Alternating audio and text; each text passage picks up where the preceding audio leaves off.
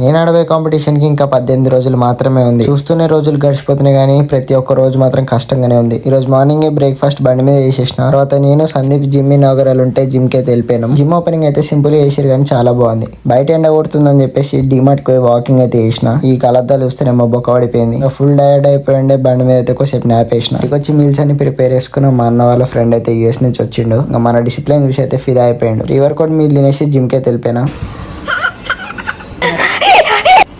ఈ ఎనర్జీకి మనకు ప్రీ వర్కౌట్ లేకపోతే మనం 100% అయితే పుష్ చేయలేం. ఇంకా ప్రీ వర్కౌట్ తాగేసి మన బ్యాక్ బైసెప్ వర్కౌట్ అయితే స్టార్ట్ చేసిన. ముందైతే వార్మప్ చేసుకొని పుల్అప్స్ అయితే కొట్టేసిన. బ్యాక్ కి ఒక 4 వేరియేషన్స్, బైసెప్స్ కి ఒక 2 వేరియేషన్స్ చేసిన. ప్రతి ఒక్కటి 4 సెట్స్ స్టిల్ ఫెయిల్యూర్ వరకు అయితే ట్రైన్ చేసిన. మనం వాడబోయే కాంపిటీషన్ లో పోజింగ్ కూడా ఇంపార్టెంటే. పోజింగ్ కూడా ప్రాక్టీస్ చేయాలి డైలీ. ఇంకా వర్కౌట్ అయితే ఫినిష్ చేసుకొని పోజింగ్ అయితే ప్రాక్టీస్ చేసిన.